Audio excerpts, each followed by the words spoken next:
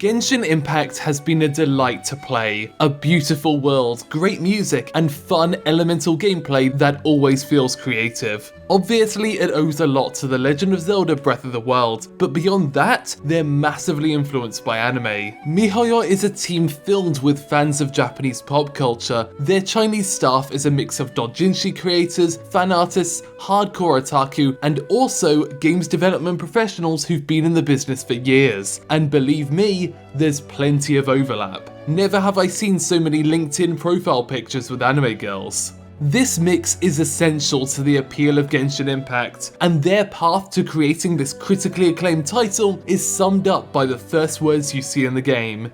Tech Otaku save the world.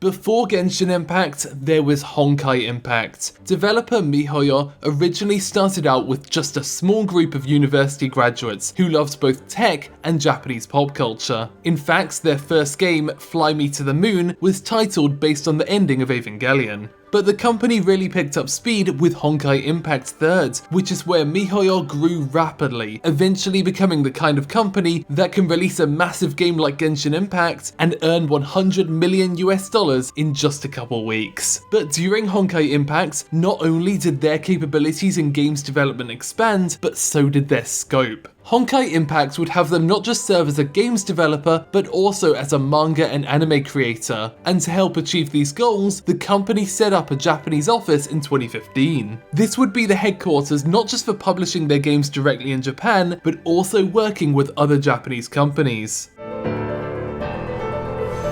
Outlanders, your journey ends here.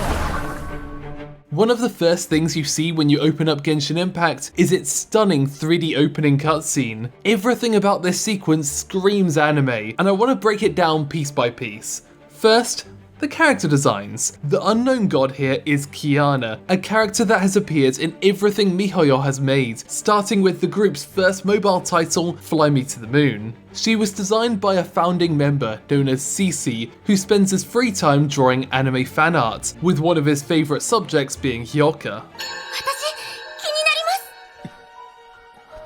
But that clearly isn't the only anime inspiration here. There's an Atano circus, an animation technique attributed to animator Ichiro Atano, where a pilot has to escape from a barrage of homing missiles within a singular cut. Itano has since started working to teach 3D animators, and his Itano Circus has become a big part of 3D anime like this one. Likewise, your protagonist's attack also results in a series of 2D impact frames, something 2D animators add to give an extra punch to an attack or explosion as a creative form of anticipation.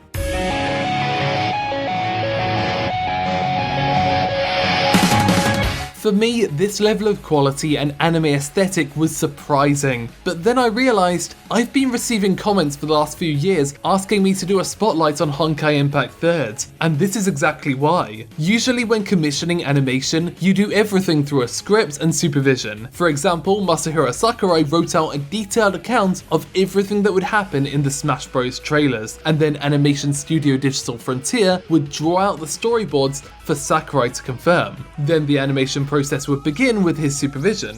But MiHoYo takes this a step further. They have their own division titled MiHoYo Anime, and the responsibilities of this team isn't just to tell animation companies what they want, but instead to actually start making it. They will draw out all of the designs, all the storyboards, and even all the expressions. Getting a 3D character to do natural 2D expressions can be difficult, so when the animation company has done the first pass, artists at MiHoYo will draw the expressions directly onto the 3D characters.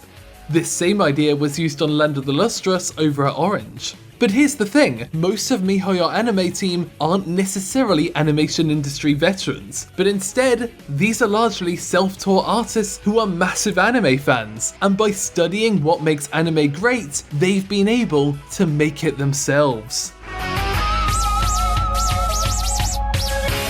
For MiHoYo, they needed to find studios that could execute their image of Japanese anime, and what better way to achieve this than by contacting a Japanese anime studio. One of their main choices for Honkai Impact's third was Wondarium. This isn't a studio you'd know off the top of your head, but they generally work with Solar Digital Arts, Satellite and Kamikaze Dorga on everything from Macross to Starship Troopers Invasion. They're a technically capable studio with experience on anime, and that's exactly what MiHoYo needed.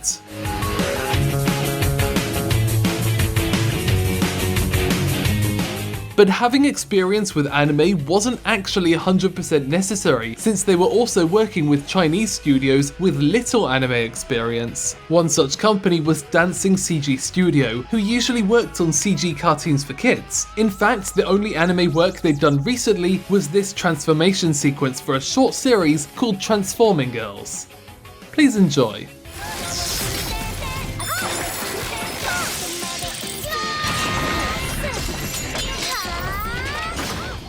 I'm sorry you had to see that, but in fact my favourite Honkai Impact animation comes from a company that hasn't done any anime work at all. Beijing Wolfan Digital Technology created the cutscenes for chapters 11, 15 and Wolf's Dawn, with great CG action and 2D effects. But before this, they were doing game ads with a very different style, including this one where a man's CG waifu comes to life.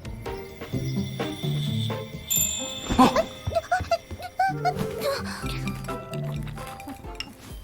和爱捣乱，时光就停留在这一刻。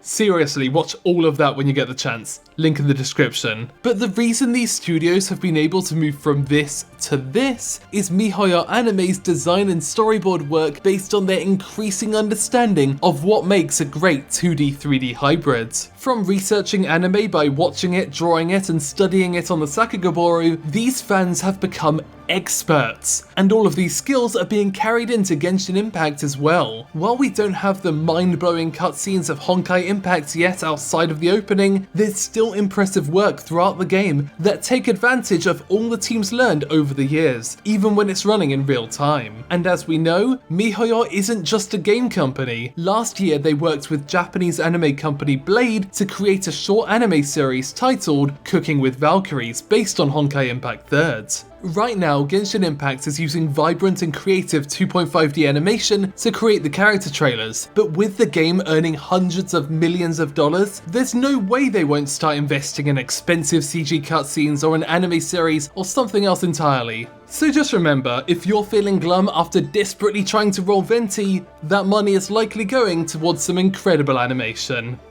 Gamble responsibly.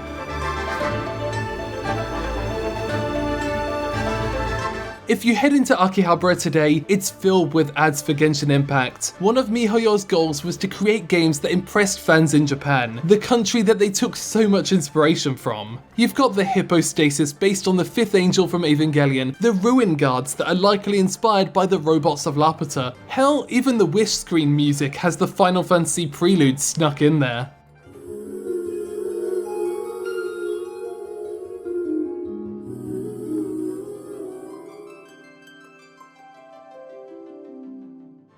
But there are times where their love goes perhaps a little too far, with both Honkai and Genshin Impact being accused of plagiarism in regards to their in-game animations, which borrow a lot from the timing and motion of action games like Nier Automata, Bayonetta, the Devil May Cry series, and obviously Breath of the Wild. But it's hard to sense malice or laziness from any of this. In fact, they've admitted to most of these comparisons themselves. MiHoYo's animators are perfectly capable of creating fun and original attack and elemental animations for each of their characters. It's definitely worth talking about, especially with the game being as big as it is today, but in essence, that's kind of what being an otaku has been about. These creators are defined by their love of Japanese anime and games, and with Genshin Impact, they've been able to give back in a big way.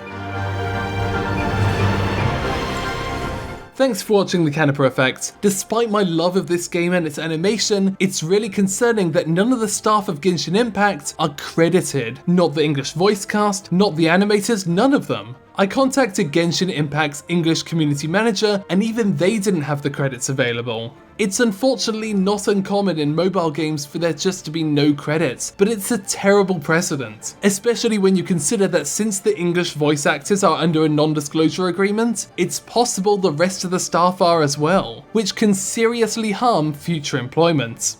It needs to be fixed. But to bring the positive mood back, I'd like to thank these impactful people for supporting the channel. In particular, I'd like to thank Austin Hardwick, Dedameat, Edwin Shale, Frogkun, Jacob Bosley, Jawburst, JR Pictures, Matthew Grunsel, My Own Mother, Nolan Soga, and That One Artist. If you'd like to support future animation spotlights, please feel free to visit patreon.com/thecanipaeffect.